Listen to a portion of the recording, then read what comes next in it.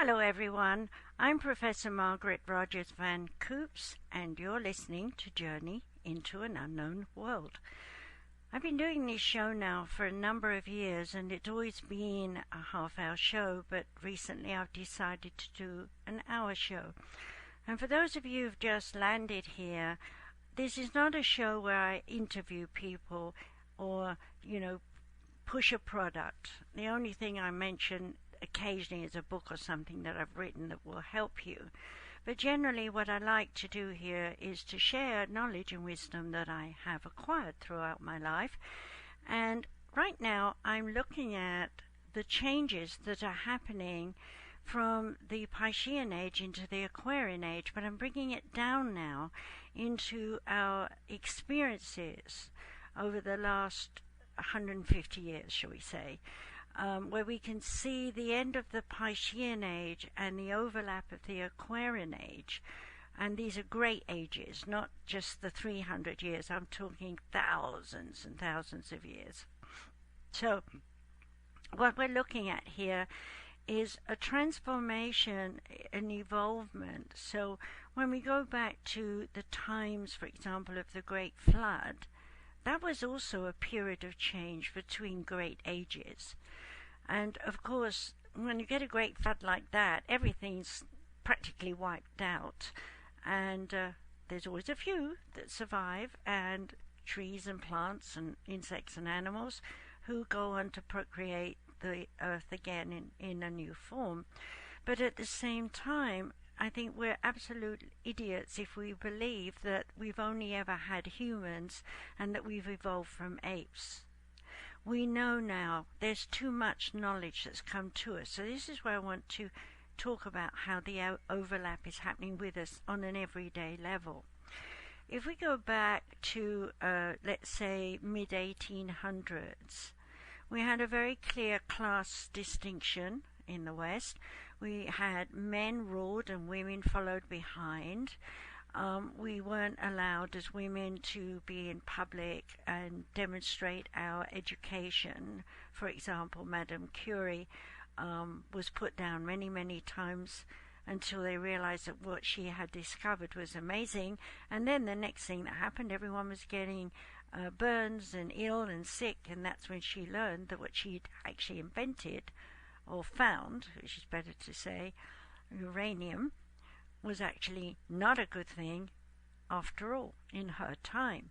But when we see how the use of uranium has been brought into society, it's in our medical profession, it's in our industry professions, and there are many, many countries that are digging for it, and so on.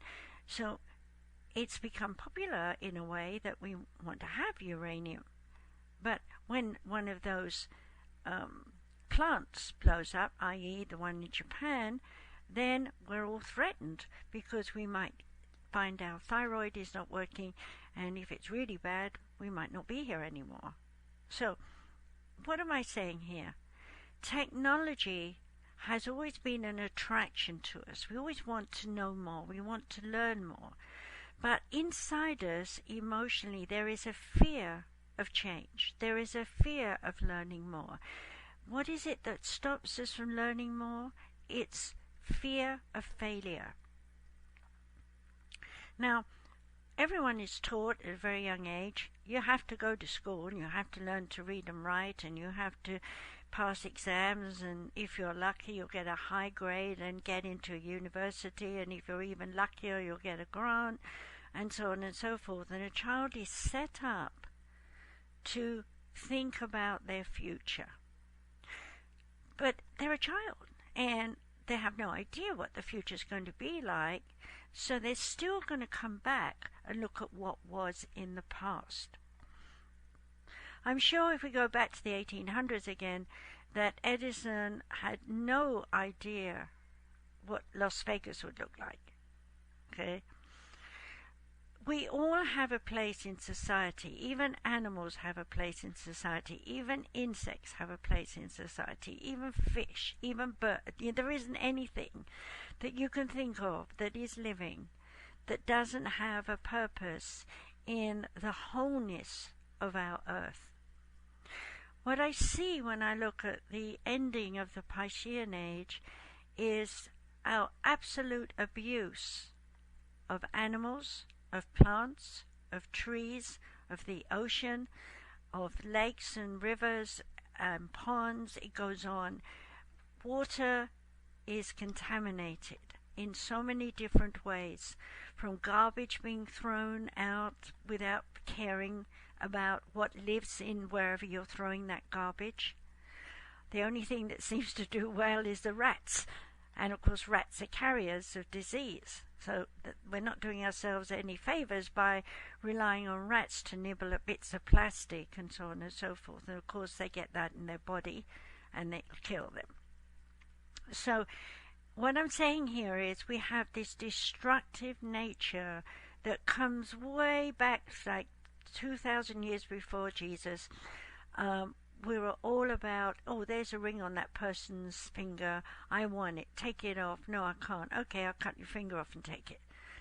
And think nothing of it. Greed, dominance, go here, conquer half the world. We think about the Romans and the Egyptians and all the quarrels and wars that went on in what is Iraq and Iran today, and all these areas is still going on. And I say to myself, have we learned nothing? Or have we learned something? Maybe we've learned something is, oh, it's fun to have a war.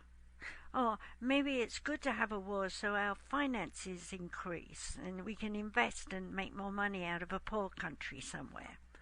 Or maybe we can be in control in a political sense and stop voters from having their say or giving them what they want. Well, we're not just talking about now. We're talking about 5,000 years ago, when people were still saying the same thing under the influence of what was the Taurus Age before, sort of Piscean Age and Taurus Ages. Start again. The external clock of the Great Ages is going in a clockwise direction, whereas the internal planets moving around cause us to have an anti-clockwise rotation. So every so often, these aspects of like attracts like, or these aspects of opposition, come together in our lives, and we don't even realize that the energy of the universe is affecting us. So when we get two great ages overlapping, and I said this on my other radio show that you can go back and listen to, the two great ages, Pisces and Aquarian Age, then you'll begin to see that we're not as free as we think we are, because we're influenced by outside forces. Energy. What is that energy? Where does it come from? It's friction. Everything throughout the universes and the cosmos and whatever else you want to call it is energy.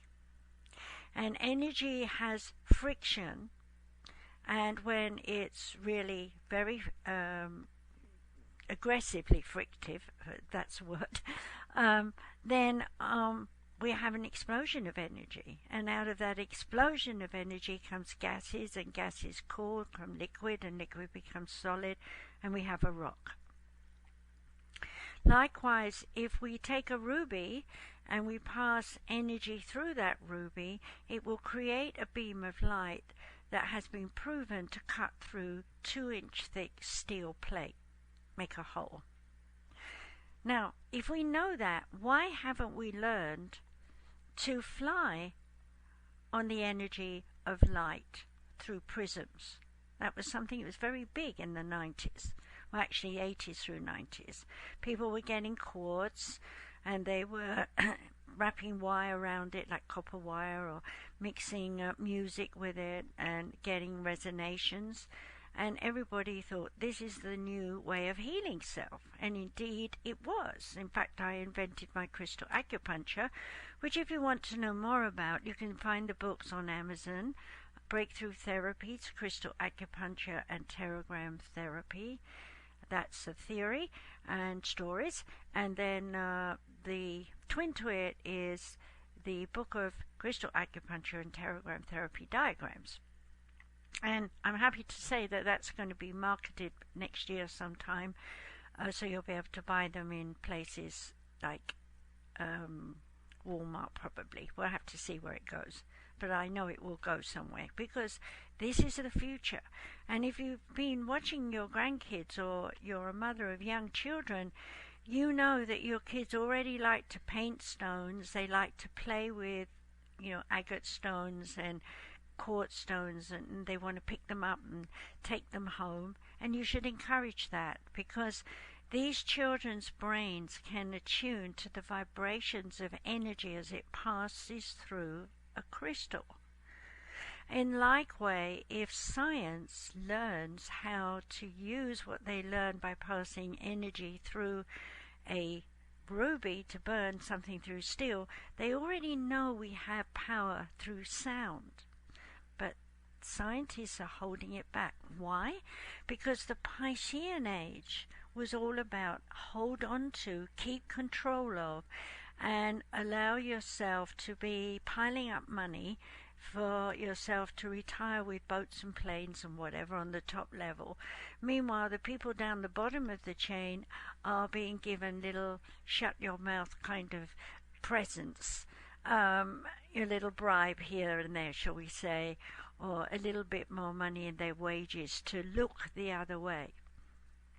And that is no different from going back, say to the Egyptian times, where the Piscean Age was awakening, to understand that there was a power in the pharaoh that must be religious, spiritual, or something, because he has the power over the people. And so after that great nation kind of dwindled down, other countries started saying, well, if they could be that great, we could be that great. And we've got Rome coming up, and we've got the Greeks coming up. And so what we see here is transformation and change again. So if we come back to our time, and we look at the last, shall we say, from 1960 through to now, so we're talking about 60 years, then what we're seeing is tremendous change. The wars, World War and II, have come and gone. We've had Vietnam, we've had, there's so many wars, the Middle East, and that's just us talking about what we're doing here from America or from Europe or so on, to try and sort out ancient times of where the Middle East is still keeping alive the Piscean Age of conquer and control. And of course, they're still battling. And if you think about Muhammad, when he came to his spiritual awareness, he knew that the only way that he could bring all the tribes together was to have a war. And in doing that, then to say, I'm going to embrace a bit of every religion that's around and put it together, and this is the new religion. Well, that was a big change, because all over the world people were going, what's this religion? We didn't know this one.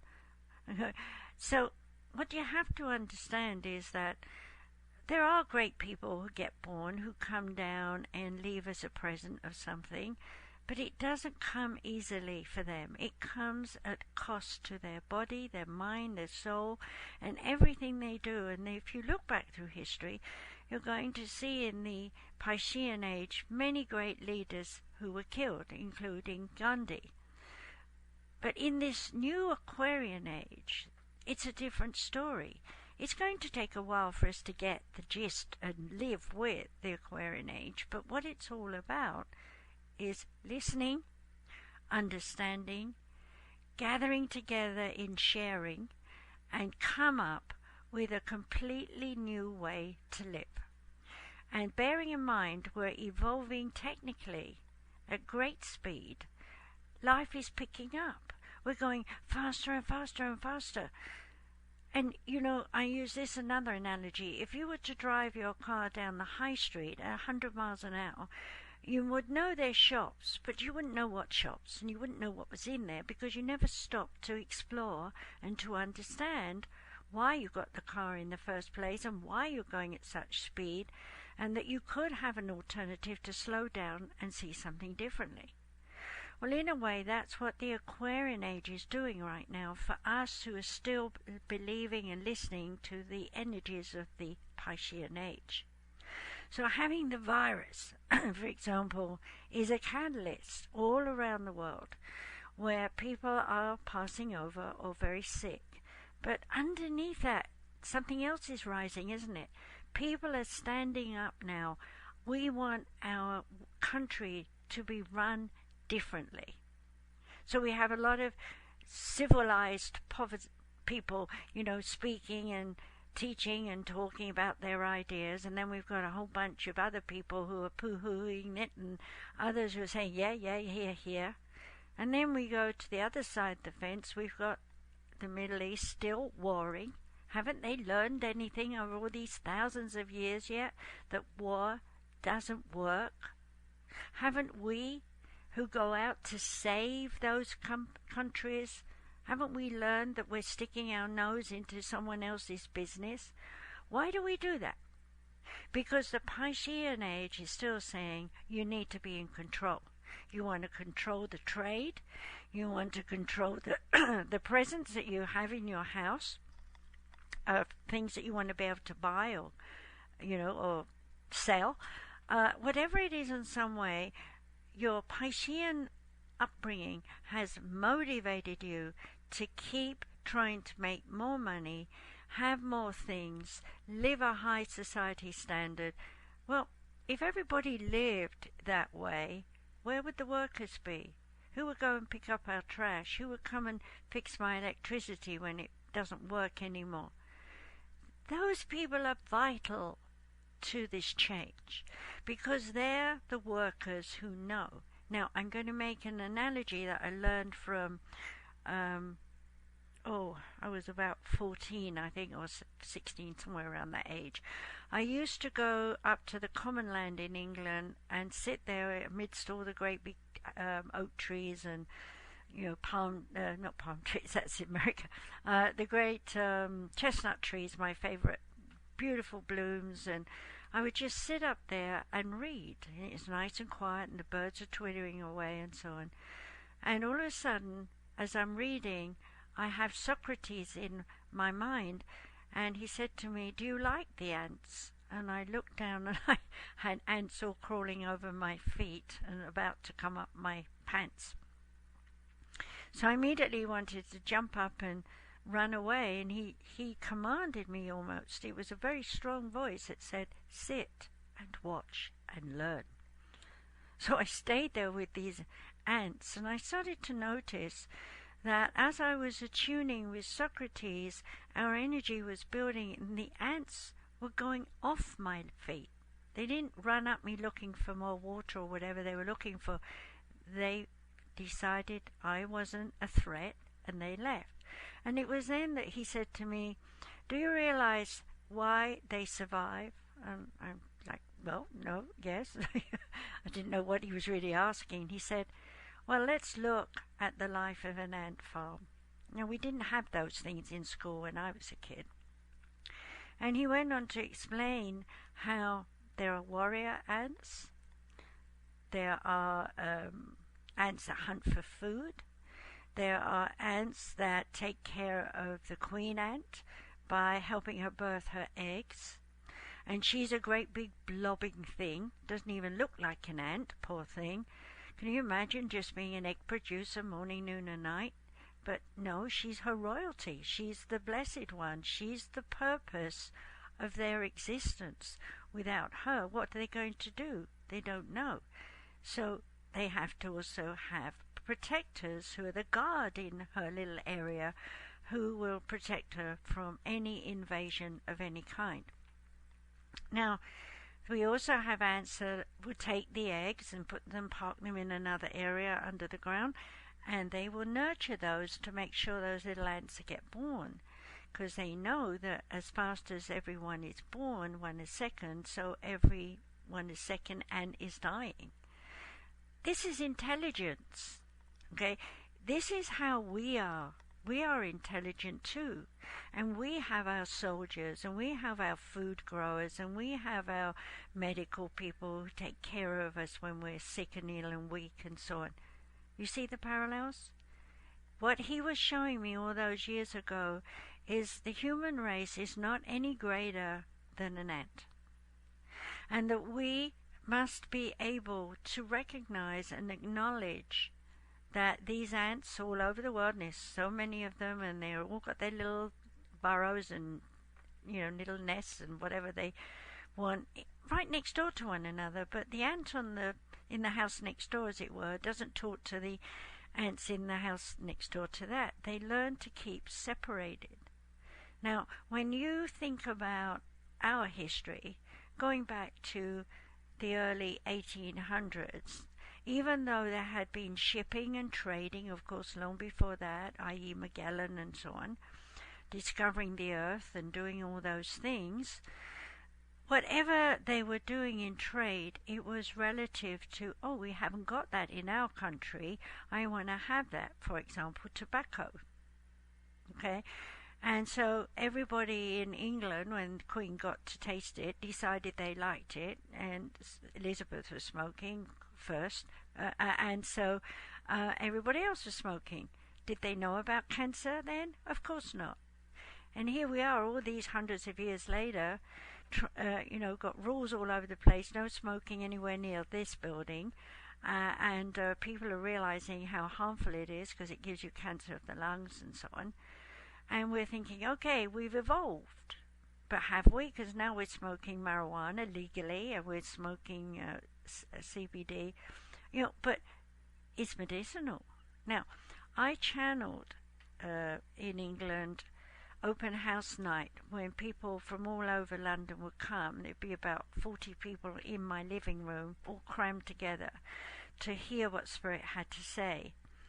And whatever they said, I didn't know because I was in deep trance in those days, and would come out of that and not know what I'd said.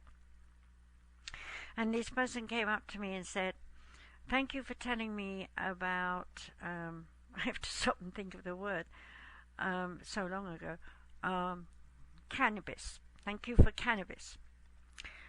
I said, what's that? He looked at me like, seriously, you don't know?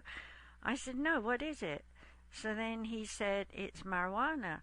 And then I said, well, what's marijuana? And then he said, well, maybe you know it as grass. Oh, I said, you mean herbal cigarettes? That's how innocent I was about street drugs. Then I was given some pills that were a derivative of heroin. I was told they would relax me, which actually led to me having a clinical death because I didn't know what was in them. Because back in those days, doctors didn't tell us what was in them, and half the time the doctors didn't know themselves.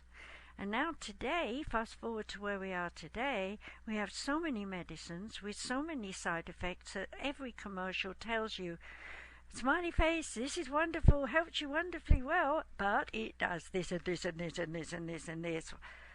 And yet, even someone like my husband, who had a metaphysical training with me, when he got ill, he went straight for allopathic. Because as a child we were told the doctor has the magic medicine. He has the magic pill. He's going to make you better. And of course when you're a young child and you do get better, you believe that story. So what I'm trying to point out yet again is how the Piscean Age in our personalities from anyone born before 1990 is Piscean in the nature of greed, of wanting to be in control, of wanting to be the commander of their family, and in every sense of the word, able to know that everyone is safe. And this virus in our time now, this virus in our time now has come to a point where it's making us see that we've forgotten the good parts that we learned in the Piscean Age. So what did we learn that was good? We learned about herbal things as the eons of time went by, and people would go and pick their own herbs and dry them out and make their own medicine, and they worked. They also knew about vicious poisons that would kill you in the blink of an eye, like deadly nightshade. But they also knew that if you squashed the berries and you added a little bit of animal fat, you could put it on a wound and it would kill any bugs that were trying to get gangrene, that kind of thing. And of course it was washed daily. So, those kind of things, if I said I want to get that today, people would look at me like I'm insane. Because why would I want to put poison on my body? Well, the bottom line is a lot of things that we've invented help us, but they all have side effects. Even normal plants that you could chew, for example, if you have too much rhubarb, you're in trouble. But on the other side, if you have it, it's good for your bowels if you haven't been. So, same with prunes and, plums and things, cherries and things. It's always got to be about moderation for us, no matter what we're eating. So, if we're greedy and we're killing a cow every second so that everyone gets a piece of 12-ounce prime rib on their plate that's 2 inches thick, and that's for one person, you can see greed hitting you straight in front of you. Lo and behold, a body does not need more than 4 ounces of beef, and not so heavy or so thick, and cooked nicely, tasting, can be just as satisfying as scoffing down 12 ounces. And when I first came here in 82, I was dished up one of these big steaks, and I looked at it and I thought, there's enough here to feed me and the kids. And had I been with my kids at that time, because I didn't eat it, it was too tough for me anyway, and I don't like beef that much, I had to throw it away. What did I feel then? There's all those starving children all over the world. They could have had that. And I saw the garbage pail in the restaurant where I was went to eat that meal, and it was full of thrown away food. People weren't eating all the food that's on the plate. And here today it's still the same. I went today and I had shrimps and fish and chips, and I said, it's wonderful, it's lovely, I'll have that. And when it arrived, the time I ate the shrimps and one piece of fish and about 2 chips, I was full and my plate was still half full. You see, greed is still here. It's a habit to give us a lot of food. That means we're well fed. That means we're healthy. That means we're doing good. Because back in the 1800s, if you had a pot belly, that was good. It meant you were well-to-do. If you were skinny, you were a poor person on the street, or you were washing laundry, or you were digging up someone's garden to hope you get some food at the end of the day from the kitchen. Okay? Here, in our time, in the Western world, we expect all this food, and if we don't get it, or we expect all our items of comfort, i.e. tissues when we have flu, or stuff to cleanse our mouths, or anything household that we need to clean, we normally just take that for granted and just buy a little bottle. I was in the store in the early time before people started saying only one per person. People were taking like 5 and 6 of them, stocking up. And I thought, there it is again, the Piscean Age, even though we are now in the Aquarian Age. We have to learn that we only need as much as our belly will hold. When you look at people in Europe and America, what we see are very, very overweight, plodding about, in pain, aching people. All because they stuffed their bellies. All because they hoarded all the things that they've got and sit on the sofa playing with them, instead of getting out, maybe digging the garden, running round the block, or doing something physical. 2 days ago I had to close my centre. I'm sad about that in one way, but no, this is change. You see, people can't come to my centre because the virus is there, plus I'd been rained out a couple of times, so it was a good time to get out. But hey, my idea originally of having my center in England, I brought to America. And all the way through my time in America, I was going over to Japan. So even if I'd had a center, I couldn't be there to teach in it anyway. So when I finally stopped Japan, I thought, aha, I'm going to have a center. And out of the blue, someone gives me a center. And I take it with open arms. I go there, I paint it, I decorate it, I do everything. I spend a lot of money on it because it was pretty bad when I took it over. And I didn't have rent to pay. 2 years later, the number of people that came through that door, very few. And here we are now, because of the virus, everybody's teaching online, and I'll be doing that next month. You need to go to easypeasysolutions.org. I'll spell that EASYPEASY solutions, SOLUTIONS.org. The website will be up very soon, so watch out for it. And you can go there and put in your email and your name, of course. And if you want to talk with us, give us a contact, your email and your phone number, or your interests. What topics do you want to learn about? What would you like to be online with me, listening to talks and able to ask me questions? Okay? Now, the first few that we're going to do is all about relationships, and there are many different types of relationships. You have a relationship with a child, you have a relationship with your second child, you have a relationship with your husband. When you have a relationship with 2 children and your husband, that's different from when you have a relationship with just 1 child. Now, if we go to work, you have many co-workers, you have many different relationships there with those. Some you hardly know, some you know very well. When you go to the hairdressers, you have a relationship with your hairdresser. So right now, everybody's locked down everywhere, and so everybody is miserable because they're not getting the outlets of conversations, of stimulant that allows them to keep continual growth in terms of evolvement of mankind. Now, if we look at this Piscean Aquarian overlap, what we actually see is some of the old bad of Piscean, some of the good of Piscean, and then on the Aquarian we've got some of the bad and some of the good there. So I want to talk a little bit about the difference. The Piscean Age was, I'm not listening to you, I don't want to hear what you have to say, I'm right, you're wrong, and if you keep this on up, I will punish you, and if I punish you, I will take away all that you have, and I will hoard it and keep it, and then I will sell it and make more money, and then I'll become industrious, and then I'll put myself up as someone who knows how to run businesses or run a country. Okay?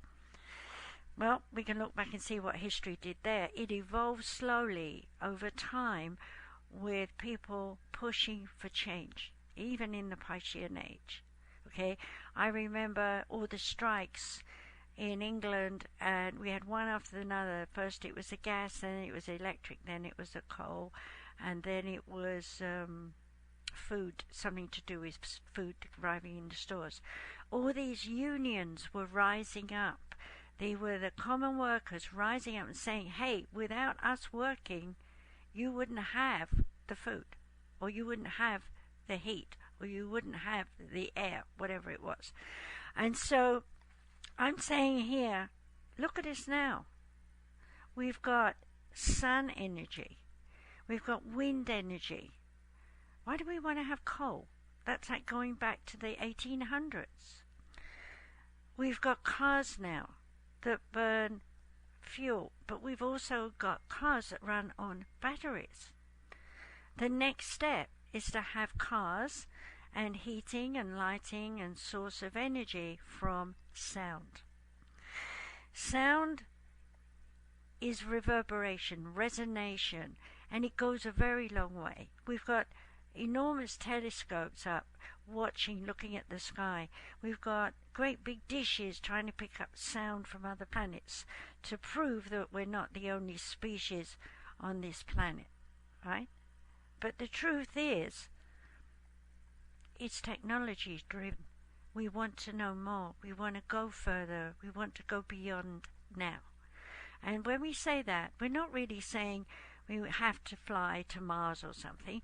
What we're really saying is, I've had enough of the Piscean Age of being controlled or of being in control, and either way, it was hell.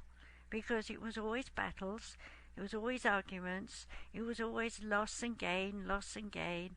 Nothing ever really came to anything beyond the truth that we've learned now with the Aquarian Age coming in, that we have to stop what we were doing in the Piscean Age with judgment, condemnation, separation of religions and philosophies, class distinction and so on. There was so much of it.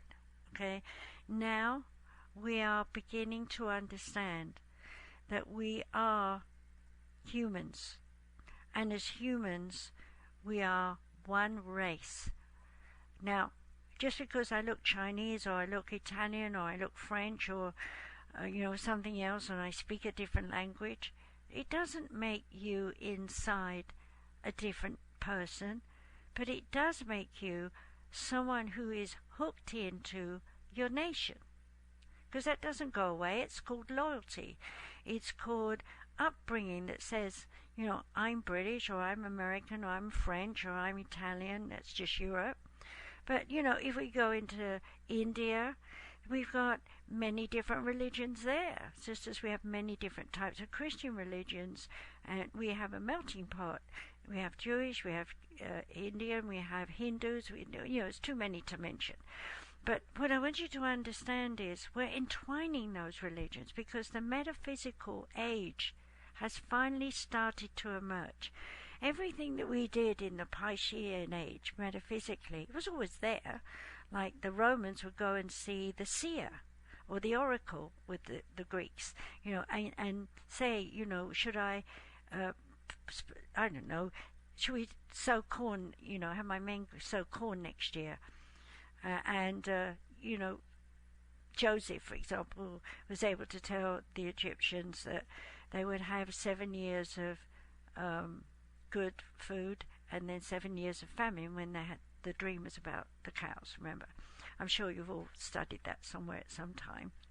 And in the same way, Siddhartha Buddha, he was kept away from the streets. So if he did go out on a journey in the streets, all the poor people were pushed away, especially the beggars, and only the elite were allowed to line the streets to wave him bye-bye, rather like the Queen going from Buckingham Palace to somewhere, and people line up to see her. Only the difference is we've evolved so much that nobody's trying to hide the poor people. Anybody can come. Okay, so that was a good step in a way, that we finally stopped saying I'm a unionist and I won't talk to the politician. We've got to come to this point where we will say all nations, i.e. the United Nations, was the first step in the Aquarian Age overlapping the Piscean Age. It sowed a seed that each country should be coming together and really looking at how we integrate our species. But it was too early for the Aquarian Age to really do more than sow a seed, because the Piscean Age was still clamoring to stay alive, if you know what I mean. It's a struggle of death. The old patterns, the old ways of how life has been is going. And there's a lot of people still on this planet who don't want to see that change. I know my husband and I used to spend a lot of time talking about, well, when we were 25, we could buy a house for $3,500. Now it's $350,000. How can money change so much? It's because people keep printing more money. We want more of those green things, pink things, blue things, depends which country you're in. Okay? And now we've got people trying to bring in the credit systems. And everything, you go to the store, you got your credit card or your debit card and you use it, right? And then there's people saying, why don't we buy these oh, I can't think of the word, sorry everyone, but buy these exchange things that you donate something and somebody else donates something and you exchange. Well, a lot of people saying that'll never work. I can't think of the actual word at the moment for what it's called. But that happens, I'm sure you understand me. So, whether or not we have Bitcoin, that's it, thank you, one just gave it to me. When we have Bitcoin, they're still putting a monetary value on it. But what you need to understand is exchange means I give you what you need because I've got extra of it, and you give me what you've got because I haven't got any of it, and so we're exchanging. And it's not about how much this is worth. For example, I've got 29 apples and I'm valuing them at $29, and this person over here is saying, well, I've got 29 oranges, would you swap? That could be an easy assimilation. We swap numbers for numbers. But no, it doesn't work like that, because everyone's saying, but my produce is worth more than your apples, so I want twice as many apples for my 10, I don't know, what shall I make up, my 10 pumpkins. Thank you, Spirit. Okay, so what would pumpkins do for me? Well, they give me a lot of fun in Halloween, and I can make a lot of nice pumpkin pies, but is that really so important to me? No. Trade, what is important to people who trade is a need. Okay? We don't need many pumpkin pies. We need vegetables. We need potatoes. We need rice. And if we are meat eaters, then we need meat. If we're fish eaters, we need fish, and so on. Now, some people are fishermen. So if they've had a good catch, and they come to a farmer and say, hey, I need a cow for my fish, that would be a nice trade, because the farmer could then share those fish with other people who are his workers, so everybody gets fed, and they're all being paid for looking after their cows. Over here on the other side, the fishermen who've been fishing, they're able to now, because they've exchanged for meat, taste something different in their diet, which then stimulates them to think about making a different kind of, home produce for them to eat. Well, that's what happened years ago, and it was kind of easy because it wasn't too much difference in the food. I remember when I was a child going with my grandpa and grandma to hunt for mushrooms. And, and they'd point out, then that looks like a mushroom, but it's not, that one's poisonous, and so on. And to me, they all looked the same, unless they were toadstools. So, we don't all know everything about everything. So then we got, on top of the produce, we got someone saying, well, my knowledge is worth something. But hey, isn't this other person over here that's growing something entirely different, isn't their knowledge worth something? Okay, we need to share it. I'll tell you how to grow, mushrooms or whatever it is, and in return I'll teach you how to grow pumpkins. It's just symbols, of course. I want you to take this idea and spread it right across everything that your country is doing right now. And you're going to see that in the wake of the virus and in the wake of destruction that's happened naturally from Earth, and I will point out what Spirit told me here, is that a lot of the natural happenings that the Earth is doing is because we no longer have the fumes in our atmosphere. The plants are responding better, so the energy livestock is multiplying, so we've actually got more than we need, and yet we're not sending them to people who are starving, who've got nothing. So you can see, just alone there needs to be a sorting out of how we exchange our food chain without putting this high dollar for dollar swapsies on. Go more with what is your need, and we give it. This is our need, what are you going to give us back? Trading should be sharing, not manipulating. Piscean Age would just say manipulate. Aquarian Age says share. rather than turn it into the ground. So what I would like to suggest to you by listening to this particular show is to start telling people when you see them, where did that come from? Especially if they're young ones. What do you know about it? Do you know how the people live in that country where it came from? Even though I channeled Red Cloud when I was very young, I think he was about 7 when he first made himself known to me, and he taught me the gate of power, and he taught me how to roll up in a ball and block out anyone attacking my solar plexus and things like that, because I was living in a war-torn, recovering England at that age, and it wasn't easy. All the men who came back from the war were post-traumatic stress disordered because they've been fighting a 6-year war. And of course we can now identify that with all our soldiers who come back now, and they're young and they can't handle society. Okay? So we can see very clearly that war doesn't do anything but upset the balance of our nature in personality, in character, and in our needs to survive and live peacefully. So why would anyone want to send more men to keep more peace? It's not our job to keep the peace of the whole world. It's our job to keep ourselves peaceful. I was watching the news recently, and I saw that people were gathering together in peace walks in different countries. I thought, hooray, at last it's happening. The Aquarian Age is right there. The people are mutual. We want new leaders. We want new rules. We want even our kings and queens in Taiwan, for example, and places like that. We want them all to understand we need new ways of living in the modern society of today. And what happens? Out comes the forces, out comes the rubber bullets or even real ones, and everybody is scattering for their lives. That's the Piscean Age side. So you can see we expect that. We go on a walk hoping everyone's going to come and hear us and listen to us, and what we get? A closed door and blocking. Why is that person still in charge? So a revolution happens.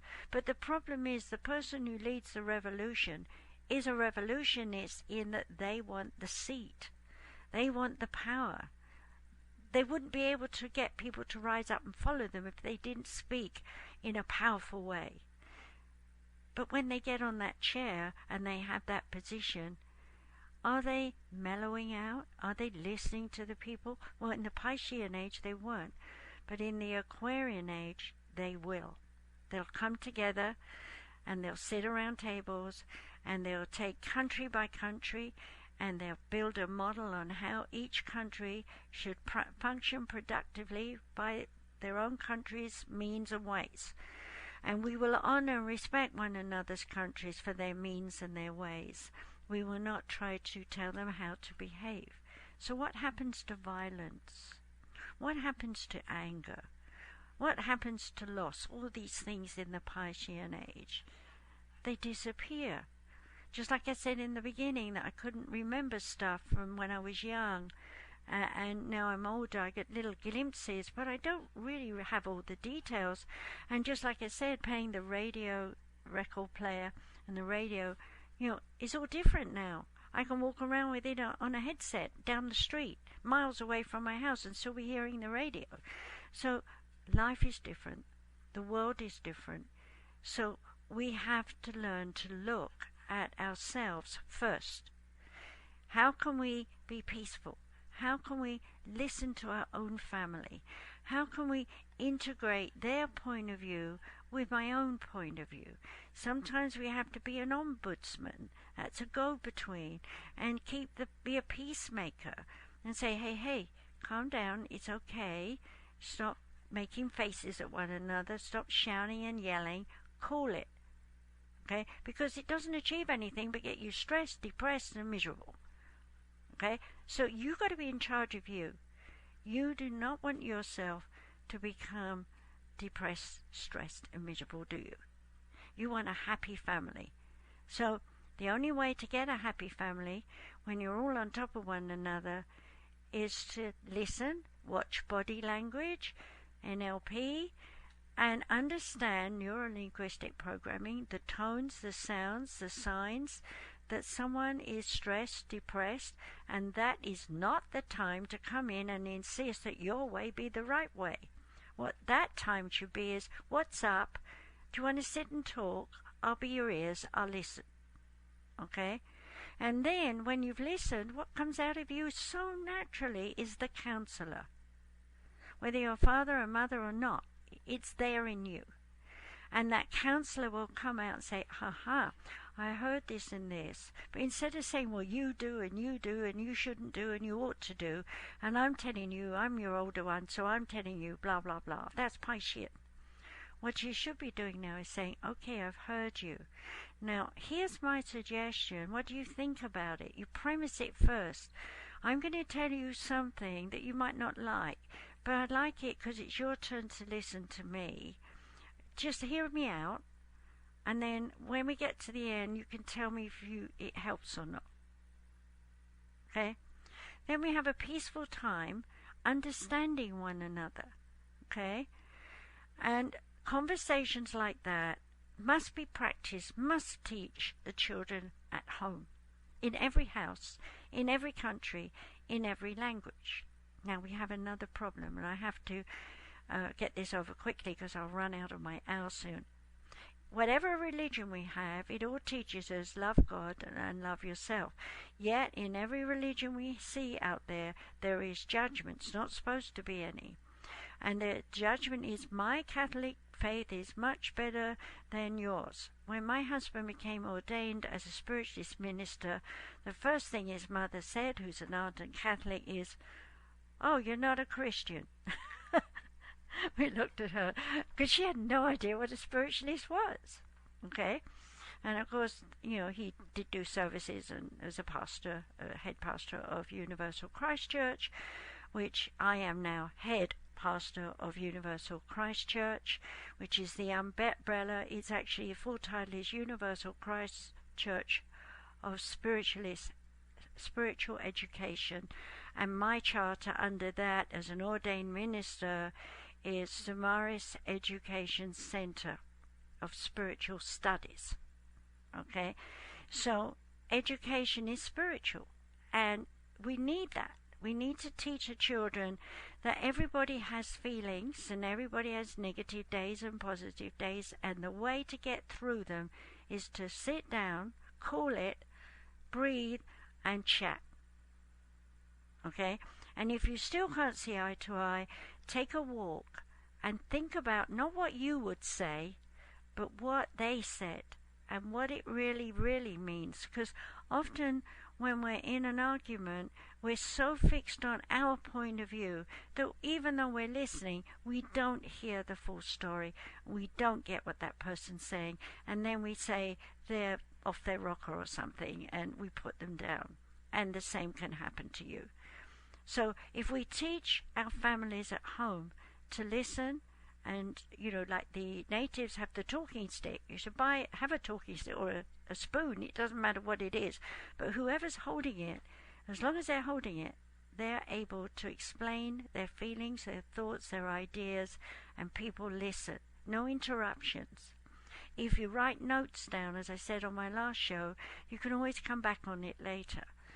So I'm reaffirming that. But let's go back into the Piscean Age. If these children are all shown how to sit and listen and absorb information, which they are able to do because they have 2 and 3 extra DNA strands now, then what they're going to do is apply that when they're adults to their work, to their colleagues, and if they rise high enough to be a leader in their country, to do it with fairness, truth, and honesty. We're not in a Cold War. We don't need spies anymore. That's the Piscean Age. Okay? We are in an age of regrowth. The Aquarian Age is about listen, share, and come to an agreement and do. Okay?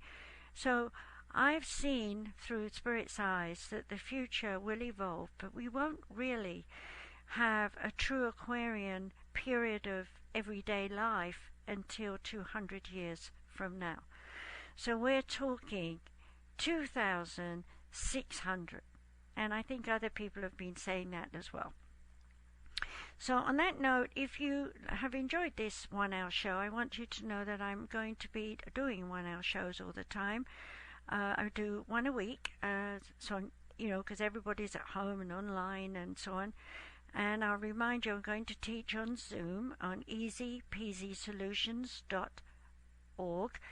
And I'm also having my website's down right now.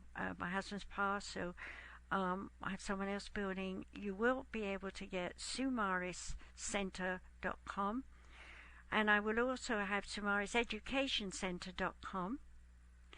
And I will also have Universal Christ Church School of Spiritualism for those who want to study metaphysical things and become a minister practitioner, which means you can do all your counseling, everything a minister does, but you can't do a service.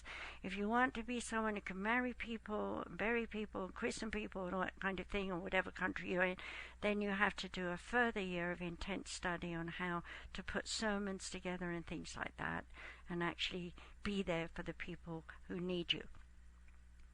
So on that note, please remember that I also have many books on Amazon, and too many to mention, 15. I have a couple of novels too, and I have a lot of books that can teach you a great deal. I also have YouTube, www.youtube.com/user/Dr. Margaret.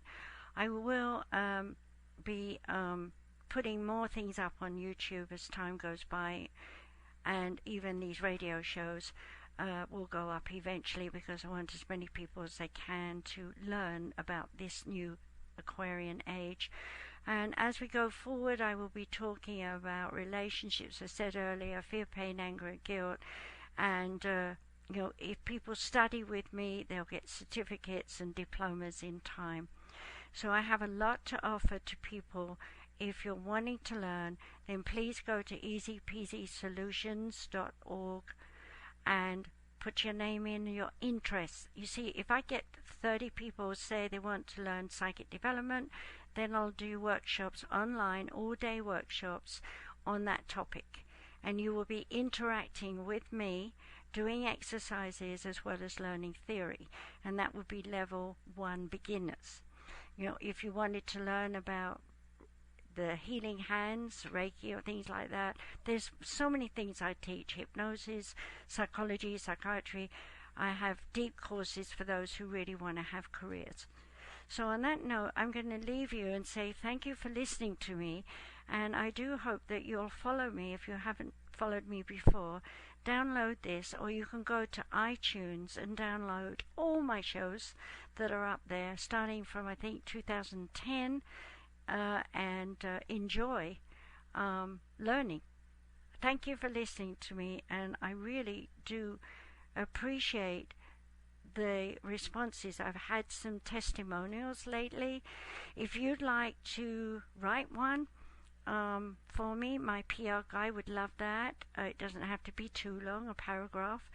Or if you're with it, like kids are today, with your phone, then just switch it on and say whatever you want to say and send the video over. You can send it to PR guy. I'll have to find out more details. I wasn't really prepared for talking about him, but I'd forgotten about that. But he did ask me to mention that he'd like some testimonials, whether it's a book, a video, listening to this show, seeing me one-on-one, whatever it is. The reason is not to brag about myself, but to help other people, because people tend to believe if someone says something's good, it is good. And generally in the Aquarian age, it will be so. There'll be no conning people into buying stuff they don't need. So on that note, I'm saying, be aware, cut your losses, watch your money, watch your mouth, and watch your body, and take care of you. Change the way you think. On that note, goodbye, And thank you so much for tuning in. See you next week.